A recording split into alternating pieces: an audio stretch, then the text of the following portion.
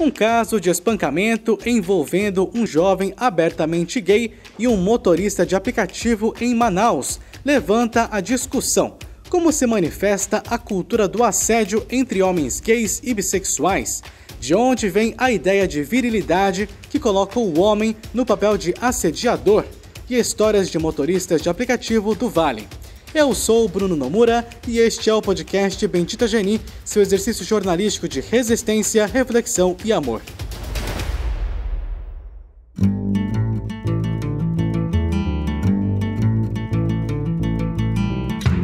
Quarta-feira, 12 de agosto. Já passava das 9 da noite em Manaus, capital do Amazonas. Naquele momento, os caminhos do Cleiton Oliveira, de 22 anos, e de um motorista de aplicativo da 99 se cruzaram. O que aconteceu ao longo da corrida ainda é motivo de controvérsia. O fato é que o Cleiton, que é abertamente gay, terminou a noite espancado. No dia seguinte, o Cleiton publicou uma foto no Instagram, bastante machucado e ensanguentado. Acusou o motorista de agredi-lo depois de ter sido perguntado sobre ser gay, o que ele teria confirmado. Segundo o Cleiton, durante o espancamento, o motorista teria gritado que viado precisa morrer e que ele só sairia de lá depois de morto. O jovem ainda escreveu que pulou do carro em movimento para escapar das agressões. Na sexta, no entanto, começou a circular um áudio que seria da corrida que resultou no espancamento do Cleiton. Nela, o motorista acusa o jovem de assédio. Vai deixar um caralho, tu tá pensando até o quê? Eu vou te levar pra delegacia agora, viadinho. Joga esse copo fora. Não quero. Joga esse copo fora, senão eu vou te esporrar na porrada aqui dentro do carro. Tu tá pensando o quê? Que eu saí de casa pra trabalhar, pra viado chupar meu pau? Mano, custa conversar. Custa conversar? Tem que passar a mão em mim porque tu tá ficando doido? Porque você não custa Hein? conversar com a Tu pessoa. tá ficando doido? Para, caralho, tu tá ficando doido. Para o caralho, eu vou parar agora aqui. Não se sabe como o áudio teria sido gravado, nem se ele é verídico. Somado ao áudio, outros internautas, que também seriam motoristas de aplicativo em Manaus, saíram em defesa do agressor e disseram ter reconhecido o Cleiton, que ele já teria um histórico de assediar motoristas. Em meio a essa disputa de versões, a polícia investiga o caso. Por meio de nota, a 99 declarou que lamenta o caso de violência, que bloqueou o perfil do motorista enquanto investiga o que aconteceu e que tem política de tolerância zero com LGBTfobia. Não demorou muito para o Tribunal da Internet dar seu veredito. A intenção deste episódio não é de apontar de quem é a verdadeira história, até porque não cabe a gente fazer isso. Mas algo que chama bastante a atenção é que mesmo entre pessoas da comunidade LGBTQIA+, muitas ficaram do lado do motorista, já que acharam bem possível que o Cleiton tenha mesmo assediado o motorista. É essa naturalização espantosa que a gente discute no episódio de hoje. Precisamos falar sobre cultura do assédio entre homens gays e bissexuais. Pode entrar. Decidi começar minha investigação conversando com os meninos que moram comigo. Aqui é uma casa de gays. Talvez eles pudessem me dar algumas pistas. O primeiro que fala é o Murilo. Bom, acho que assédio no meio gay é muito naturalizado. A gente, como gay, muitas vezes não percebe, passa por isso e não percebe, acha como normal. Mas as principais histórias que eu me recordo é embalada. Quando você, a partir do momento que um cara chega em você e você fala não, ele fica insistindo, se esfregando em você, apertando o teu órgão genital ou dele, te oferecendo algo desse tipo. E como é que você sabe que é assédio? Como é que você tem essa consciência hoje de que é um assédio? Acho que é a partir do momento que a gente se sente constrangido, a partir do momento que a gente fala um não e a pessoa não respeita o teu não e continua insistindo. Bati na porta do Léo também. Depois de da porta, vou pensar que é um episódio de terror. Léo, o que você já sofreu aí de assédio na sua vida partindo de homens? Bom, na minha recordação, a primeira vez que eu sofri assédio vindo através de um homem foi quando eu ainda trabalhava numa empresa de moda e existia um consultor que vinha para Fortaleza, que era a cidade que eu morava, trabalhar junto com a gente. E em momentos de reunião, onde estava toda a equipe reunida, eu senti que ele começava a me tocar de forma diferente, alisar meu braço, colocar a mão assim próximo, na região das costas, por debaixo da camisa. Eu vi que isso era meio que constante em várias situações em que a gente estava junto.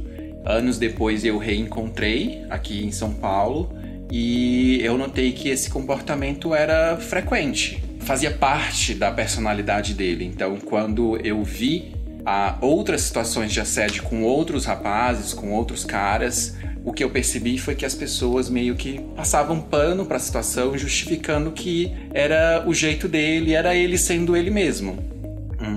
Essa foi a primeira vez que eu lidei com assédio. E já teve a vez mais grave que eu conheci um cara num aplicativo de pegação.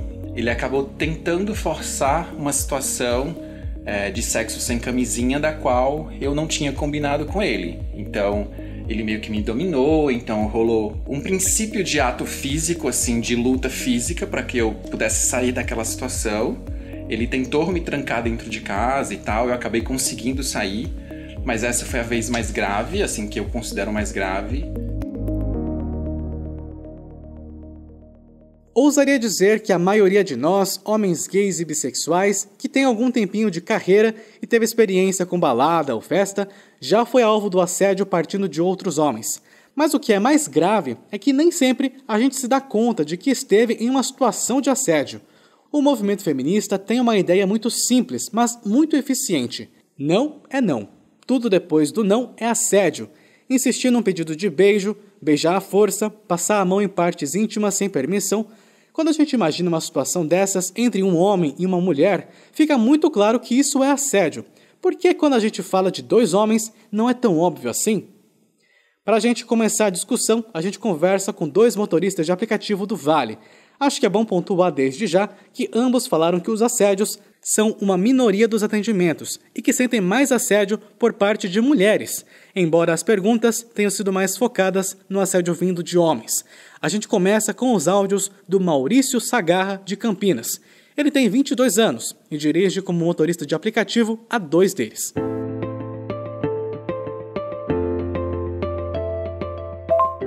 Maurício, nesse tempo que você é motorista de aplicativo, você já sofreu assédio? Já. Eu acho que por conta da minha idade, né, por eu ter começado a trabalhar sendo um jovem, né, sendo uma pessoa de 20, 21 anos, eu acho que os assédios aumentam, né? Pelo menos uma vez na semana eu sou assediado. E isso vai para mulheres, vai para homens também. Eu particularmente acho muito interessante que essas empresas como a Uber e a 99 criam, né, essa propaganda acolhendo mesmo a população LGBT, mas é muito interessante esse outro lado dos motoristas, porque às vezes tem muitos motoristas que também são LGBT, mas que acabam também sofrendo assédio desse outro lado, né? Como que normalmente são esses episódios de assédio? Com relação a homens, né, eles são um pouco mais diretos nessa abordagem de assédio, né, já começam a me elogiar, já começam a perguntar se eu tenho namorada, às vezes querem saber da minha sexualidade, e aí às vezes eu vou cortando. Como você vai assediar um outro homem, primeiramente você precisa saber a sexualidade daquela pessoa. Então, as abordagens elas começam mais assim, né? Considero como assédio quando a pessoa vai tentando. Mesmo você cortando o passageiro, a pessoa vai tentando. Ah, você é bonito. Não, mas como assim? Um menino dessa idade, solteiro, e aí vai gerando um certo incômodo dentro do carro, né? E também vai até chegar no ponto de se eu não ficar com você, ameaçando a diminuir a sua avaliação na Uber. Tem também os horários, vamos dizer assim, de assédio, né? Geralmente é mais à noite, quando a pessoa tá saindo de um evento, tá saindo da balada, ou de um restaurante, ou às vezes está saindo do trabalho no final de tarde. Na sequência, a gente conversa com o Alexandre Silva, de São Paulo. Ele tem 26 anos, os 3 últimos dirigindo.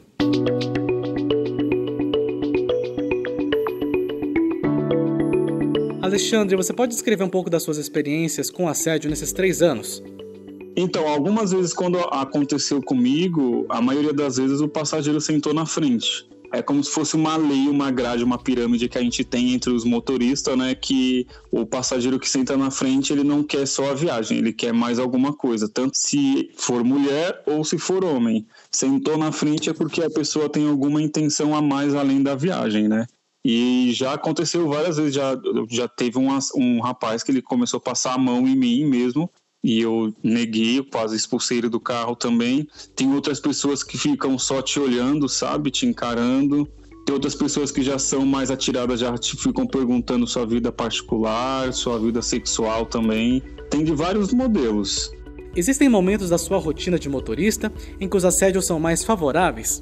Assim, às vezes que aconteceu comigo foi mais final de semana e a parte noturna. Porque final de semana eu rodava na parte da madrugada, porque é quando dá mais movimento, porque quando tem festa, balada, bar, casamento, essas coisas.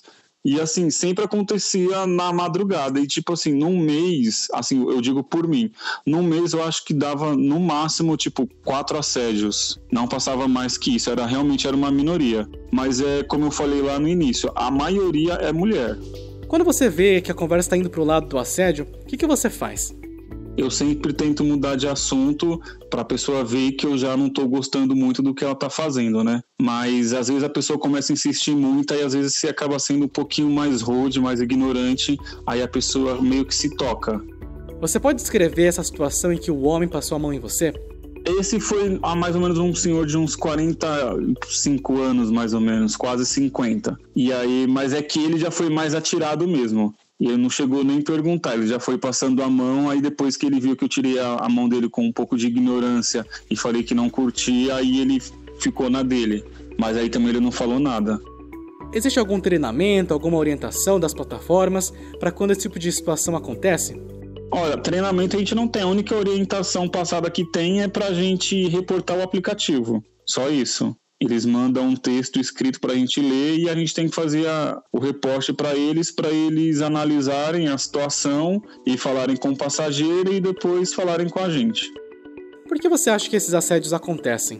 Eu acho que é mais fetiche mesmo, viu? É a mesma coisa de falar, eu tenho um fetiche em policial, bombeiro, sei lá, carteiro, e assim vai indo. Eu acho que essa profissão virou mais um fetiche, tanto para homem quanto para mulher, e o pessoal se sente nessa liberdade de chegar e já querer tentar algo a mais com a pessoa. E como que você se sente nesses momentos em que ocorrem os assédios? Eu vou ser bem sincero, é um pouco chato, porque assim, a gente queira ou não estar para trabalho. A gente nunca pode ficar recusando corridas, né? Porque queira ou não, o nosso ganha-pão é o passageiro. Então, quanto mais passageiros a gente levar, mais dinheiro a gente ganha. Porém, esses passageiros que vêm com essas intenções atrapalham literalmente o nosso fluxo. Alexandre Silva, muito obrigado pela sua participação aqui no Bem-te Itajaí. Não, eu que agradeço. Até. Para amarrar toda a nossa discussão, a gente conversa com o Ettore Stefani. Ele é doutorando em Comunicação Social pela Universidade Federal de Minas Gerais e pesquisa gênero, sexualidade e masculinidades.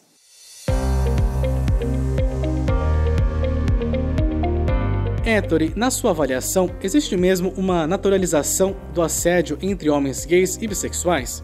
Eu não sei se é uma naturalização do assédio especificamente entre homens gays e bissexuais.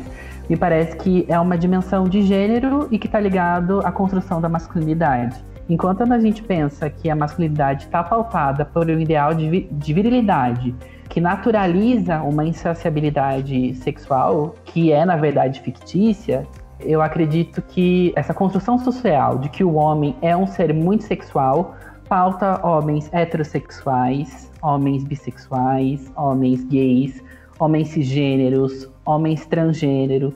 E isso acaba sendo um pilar importante da construção da masculinidade, das masculinidades, principalmente das masculinidades dominantes, em relação às feminilidades, né? as feminilidades que são mais enfatizadas, né, que são socialmente mais valorizadas, elas vão para um outro lado, de pensar que a mulher deve ser um ser recatado, que não é sexual, que tem pudores, enquanto o homem não. Então nós, homens gays e homens bissexuais, nós somos criados dentro de um sistema que valoriza alguns tipos de masculinidades, né? E o assédio entra aí de algum modo, né? Desde criança somos levados a crer que nós devemos investir no corpo do outro, que nós temos direito de investir no corpo do outro, né? Me parece que não há uma demarcação tão criteriosa quanto deveria existir ainda na criação de crianças, né? De respeitar o que é o seu e do que é o do outro, né? Vários episódios que a gente ainda vê, né? Das crianças, de meninos ou de pessoas que vão se tornar homens, né? De serem abordados de uma maneira de, olha, você tem que olhar para aquela menina, você tem que desejá-la, você tem que... Ela não pode passar livre na sua presença sem o seu olhar. E eu acredito que isso vai sendo deslocado para outras formas do desejo. Então, no modo como os homens que desejam homens lidam com isso também, né? Quando a gente fala de homens gays e bissexuais, a gente está falando de uma masculinidade que já não é exatamente a hegemônica, né? Ainda assim tem essa ideia de que você tem poder sobre o corpo do outro. Tem um autor, Acorio, na verdade, que fala que existe a masculinidade hegemônica e que ela é basicamente uma, né? Que é heterossexual. Mas me parece que a gente tem vários homens gays e bissexuais que se alinham, que performam ou tentam performar uma masculinidade hegemônica, né? Que tentam se aproximar de uma masculinidade que é altamente valorizada. Então a gente consegue ver os homens gays e bissexuais que se comportam de um modo mais masculino, que chega até a ser uma hipérbole do macho, né? Quando a gente pensa nos aplicativos de encontro gay, quando a gente pensa até em alguns espaços de sociabilidade gay e bissexual, é muito interessante ver como a masculinidade ela chega a ser uma paródia mesmo, né? É uma coisa que você fala assim, nossa, isso é uma imitação muito grande de uma pretensa originalidade heterossexual, né? Que na verdade também não existe, que também é uma construção social. E eu acredito que isso faz também esse desejo, de certo modo, por parecer heterossexual ou muito masculino, também vai acabar moldando o modo como esses homens tratam outros homens, transgridem algum espaço que pertence ao outro. Então, eu já saí com amigos que se viam no direito de passar a mão na bunda de outro cara. Tipo, sabe, esse é o corpo de outra pessoa. Ou de estar no meio de uma avenida, no carro, abaixar quando vê um cara que é interessante e gritar alguma coisa. Isso é um comportamento que me parece ser bastante embasado por toxicidade masculina, né? E daí, de novo, a gente está vendo homens fazendo isso com homens. Os homens heterossexuais se sentem muito desavontade com uma abordagem de um homem gay ou de um homem bi quando ele é investido, mas isso não impede que ele continue fazendo isso com mulheres, né? Me parece que o problema central aí é menos a sexualidade e mais uma questão do gênero masculino e da construção que é feita em cima dele, né? Você falou sobre essa necessidade de virilidade, de ser insaciável, né? Como é que são construídas essas ideias? Existem várias ficções do gênero. Uma delas é a virilidade masculina. Então, ela é construída em oposição ao feminino, à delicadeza, suposta delicadeza natural feminina, a gentileza feminina. E daí o homem é construído como oposto dessa figura. E essas duas figuras, elas são antagônicas, como se fosse possível atingi-las. Nunca a gente consegue atingir a masculinidade ideal, nem a feminilidade ideal, porque elas são invenções, né? Então, quando a gente nasce, e daí falam pra gente, é um menino.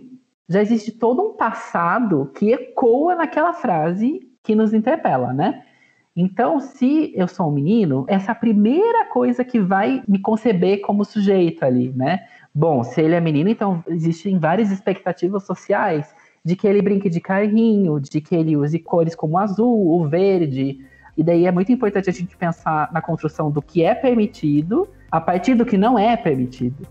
Então a virilidade é construída antes do nascimento da pessoa, mas naquela vida é uma construção que é contínua.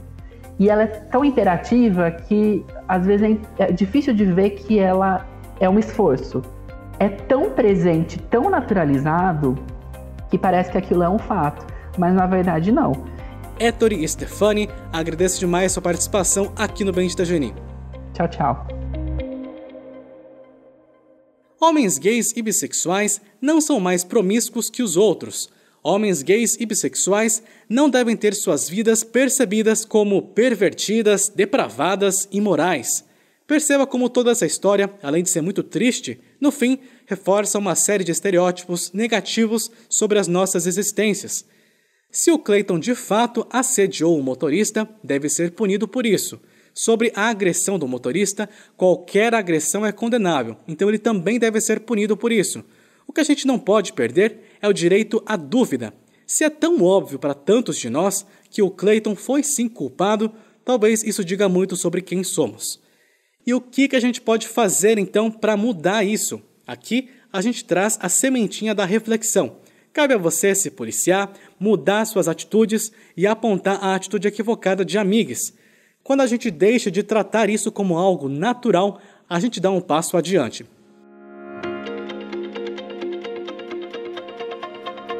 Fica a dica para você ouvir os episódios Coisa de Viado, Masculinidades e Pandemia e Não Sou e Nem Curto a Revolução das Afeminadas, lançados aqui no Bendita Geni em outros momentos, que dialogam com o episódio de hoje. E nós ficamos por aqui. Bendita Geni é um projeto de jornalismo independente voltado à comunidade LGBTQIA+.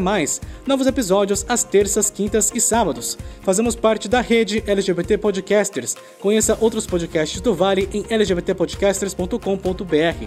Este episódio contou com produção e edição minhas, @Bruno_Nomura. Usamos áudios do Eirson Castro. Agradecimentos especiais ao Felipe Aquino e também a Rosana Marumo e a Alice Stasiewski, nossas mais novas assinantes. Siga a gente nas redes sociais, estamos no Instagram, Facebook, Twitter e LinkedIn. Assine nossa newsletter e receba os principais fatos do universo LGBTQIA+, da semana, direto no seu WhatsApp ou Telegram, tudo de graça, benditageni.com.